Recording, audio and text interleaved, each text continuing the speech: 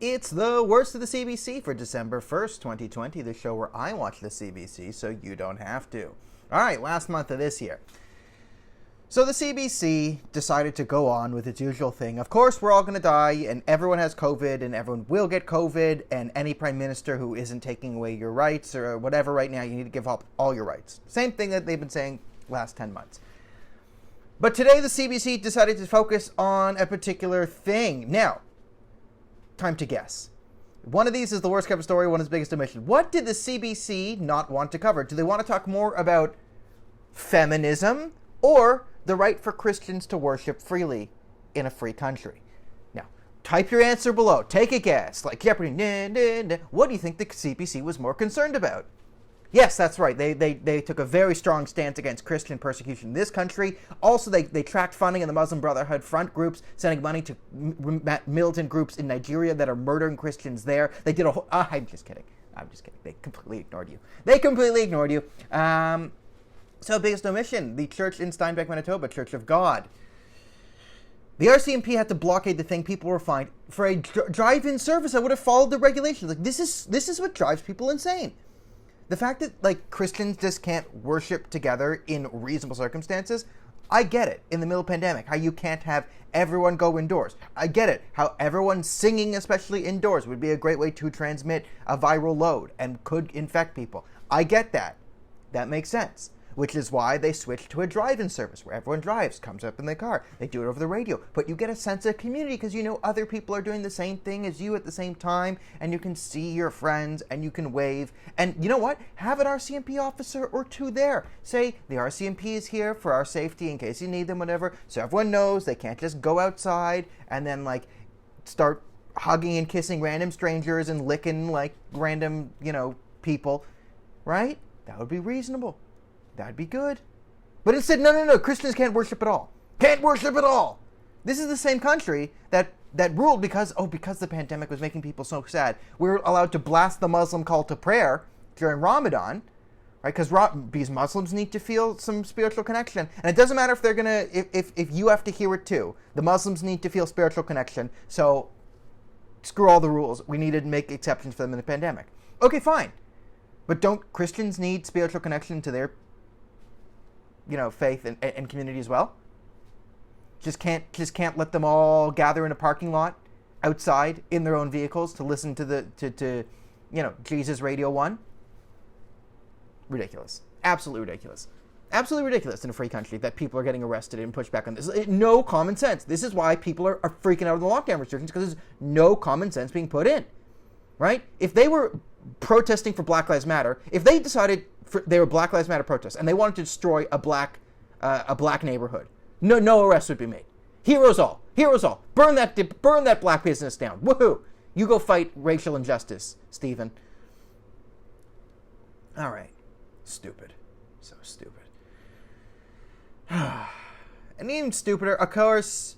Now, to even talk about the negative effects of the pandemic that are not purely in deaths due to disease is in bad faith. In fact, it's alt-right, okay? The Adamson's barbecue guy, basically a white nationalist, white privilege. Capitalism is white privilege, okay?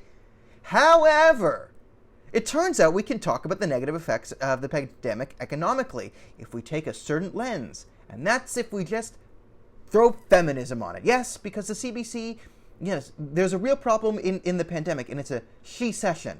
Not people going out of work.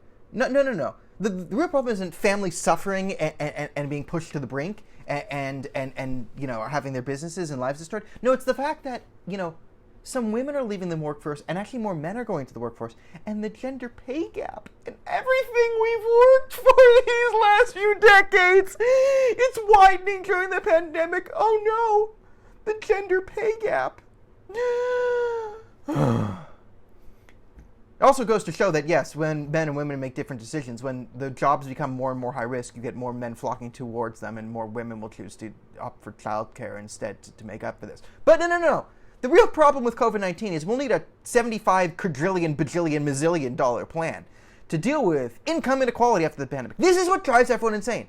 Is they're not even talking about like a standard economic graph. Like, how do we get Canada back? It's like, how do we get Canada back to a more feminist, to a more equitable, how do we build back better again? How do we not just try and get everyone's lives in order? How do we get a Canada in 2022 that has more gender parity, has more blah, blah, blah, blah, blah, like this. So all of a sudden we're allowed to do, it's just driving people crazy. Then I got Rosemary Barton bringing Chrystia Freeland on for an interview. This wasn't even an interview. This was just two nattering women. Just, oh my God, Rosie, literally calling her, Rosie, Christy, I'm gonna, so you have a plan for a new childcare thing that's gonna cost $84 billion. How are you gonna pay for this? I don't know, but and she's like, well, I think your plan's great. Oh my God, Rosie, you think my plan's good? Literally happened. The finance minister and Rosie were like, oh my God, Rosie, you think my plan's amazing? Thank you. Actual moment in the CBC. It's ridiculous. Women so powerful. Like, oh my God, I just hate everything they do. And then the end of it, just to top it all off, it was actually a segment that could have been really good. They did it on what happened to be, the Queen's Gambit, the chess thing. They did a thing on, chess taking off. And they of course, covered on 3 young, attractive Canadian women, which is fine. And they focus on these women as, they're streaming streaming chess on Twitch to hundreds of thousands of people, which I think is great. I think it's great. And they were interviewing the women. They seemed smart and competent and funny. But, they just turned everything into a feminism, and you can beat the boys, and what do the boys say? It's but that wasn't who they were. If you listen to the interview, they tried to do the feminist thing. It's yeah, sometimes, one of them was she was a grandmaster or whatever, Canadian champ. It's yeah, sometimes I've made older boys cry by beating them. She didn't seem like she was, destroyed by sexism. And the other girl was yeah, okay, yeah, sometimes people underestimate me, but that's when I take it seriously. And it's so clear that they had other things to say. They were asking them, about how you feel about the series, and they wanted to have this thing seeing a fictional female chess champ means I could do anything.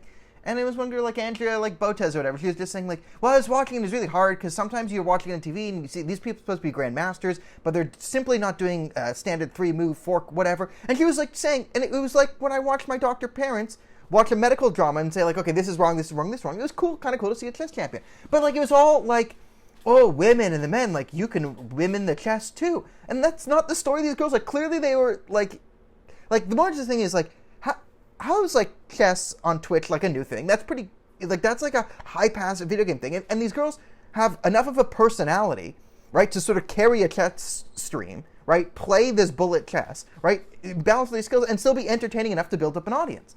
That's what you should be focusing on. But instead it's how do you deal with your vagina, ladies? And how does everyone else deal with it? It's well, that's actually not it. Here's what I want to say, right? But we can't have these things. I just want to live in a world where we can have a smart, competent, intelligent woman, and when we do a story on her, we just focus on the smart and competent, intelligent parts of her. We get to see those, and we all just understand she's a woman.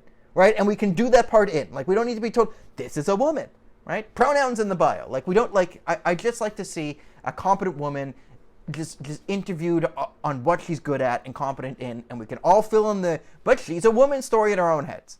All right? So that's the CBC. What does it get? It gets I don't know, just besides two Rosemary Barton sessions, that's a 10 out of 10 the Rosemary Barton scale. And they're just laughing with Chrystia Freeland. Oh my God. Just Rosie. Oh my God, Rosie, you think our plan is amazing? Actual moment on the national news between the ruling party and the CBC's top correspondent. Get me off this planet.